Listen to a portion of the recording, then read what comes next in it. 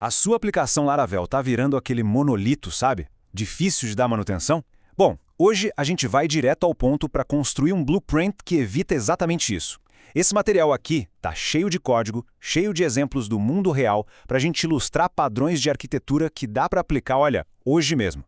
Se esse formato mais mão na massa, focado em código de produção, faz sentido para sua evolução, já aproveita, deixa o like e compartilha. Bora começar?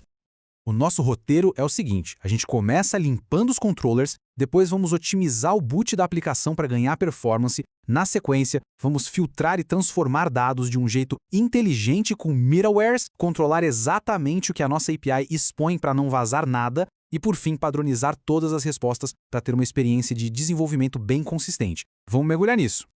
Primeiro de tudo, vamos atacar aquele monstro que assombra muitas aplicações grandes, o famoso controller obeso.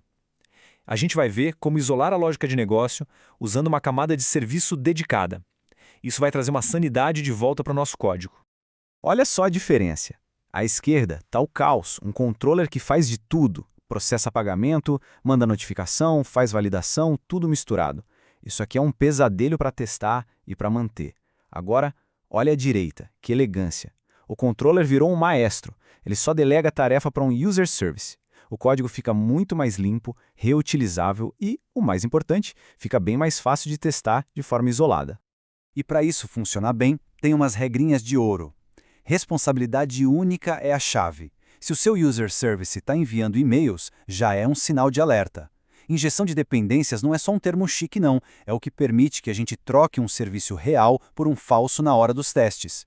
E essa regra das 300, 400 linhas é um ótimo code smell. Se o serviço está ficando grande assim, provavelmente ele está fazendo mais de uma coisa. Beleza, agora que a nossa lógica está organizada em serviços, como a gente garante que a aplicação vai carregar tudo isso de forma eficiente? É aqui que entram os Service Providers, que são o coração do processo de inicialização do Laravel. Pensa no método Register como se fosse o momento de fazer uma lista de todas as ferramentas que a gente precisa. A gente só está dizendo para o Laravel, olha, essa ferramenta aqui existe. Já o boot é quando a gente efetivamente pega a ferramenta e começa a usar, sabe? Isso acontece depois que todas as ferramentas já foram listadas e estão disponíveis. Entender essa diferença evita muito bug. Olha aqui um ladrão silencioso de performance, um Service Provider padrão. Numa aplicação com dezenas de providers, carregar todos eles em cada requisição, mesmo que seja para uma página simples de sobre nós, pode adicionar milissegundos preciosos de latência. Em escala, isso faz uma diferença enorme. E aqui está a mágica. É só implementar a interface Deferrable Provider. Com essa mudança simples, o Laravel só vai carregar esse provider quando ele for realmente necessário. É um ganho de performance que vem praticamente de graça, especialmente para serviços mais pesados que não são usados em toda a requisição. A seguir, vamos falar dos porteiros da nossa aplicação, os middlewares. Eles que decidem quem entra, verificam as credenciais e podem até trocar a roupa dos dados antes que eles cheguem no destino final ou sejam enviados de volta para o cliente. É fundamental entender essa esteira. Uma requisição passa primeiro por filtros globais, depois por filtros específicos de rotas, como API ou web, e só então ela chega no controller. E na volta, a resposta faz o mesmo caminho, o que permite que a gente modifique o resultado antes de enviar para o cliente.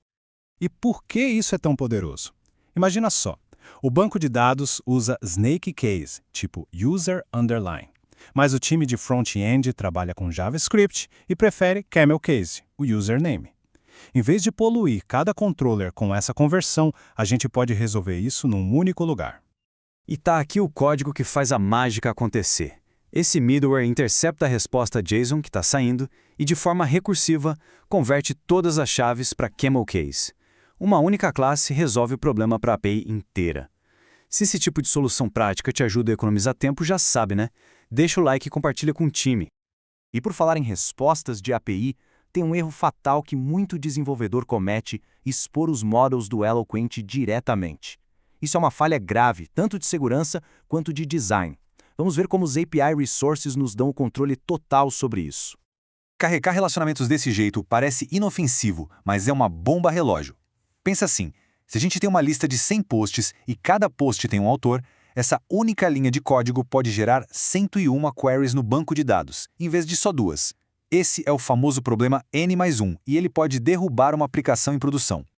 A solução para isso é elegantemente simples.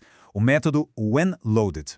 Ele age como uma proteção, incluindo o relacionamento na resposta somente se ele já foi pré-carregado antes. Isso previne aquela avalanche de queries acidentais. Alguém aí já usa essa técnica ou aprendeu algo novo agora? Comenta aí como vocês lidam com o N+1. Bom, agora que a gente já tem a lógica isolada, os dados transformados e protegidos, falta a cereja do bolo, a padronização.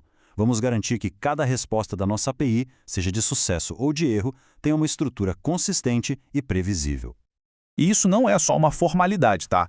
Um front-end bem construído vai usar um 201 created para redirecionar a pessoa, um 204 no content para remover um item da lista na tela e um 422 unprocessable entity para mostrar as mensagens de erro nos campos certos. Usar os códigos corretos é fundamental para uma boa integração. Em vez de ficar montando arrays de resposta manualmente em cada controller, o que sempre leva a inconsistências, a gente cria uma única classe, uma API Response Builder. Agora todos os controllers usam essa classe, garantindo que a estrutura do JSON de sucesso e de erro seja sempre a mesma. Isso se chama DRY. Don't repeat yourself. Não se repita. E só para martelar este ponto, retornar um módulo do Eloquent direto na resposta pode, por exemplo, expor o hash da senha de um usuário ou outros campos sensíveis que nunca deveriam sair do back-end. Use sempre API Resources. É uma questão de segurança, ponto final. Isso nos leva a um debate clássico. É melhor criar o seu próprio API Response Builder, como a gente viu, ou usar uma biblioteca popular como o Fractal? Ou talvez seguir um padrão mais estruturado como o JSON API? Cada abordagem tem seus prós e contras. Qual é a preferida nos projetos de vocês? Compartilhem as estratégias aí nos comentários. No final das contas, pessoal, esses padrões não são regras rígidas, não é um dogma. É um kit de ferramentas profissional para ser aplicado de forma ponderada, sabe? Com base nas necessidades reais de cada projeto. O pragmatismo sempre vence no final do dia. Então, a pergunta que fica é: qual desses 5 padrões vai ser aplicado no seu projeto amanhã para deixar ele mais profissional? Se esse blueprint trouxe clareza e exemplos práticos, fortaleça a comunidade Dev Raiz. Deixa o like para a gente saber que este formato ajuda, se inscreve para não perder os próximos e compartilha com aquele colega que ainda coloca toda a lógica no controller.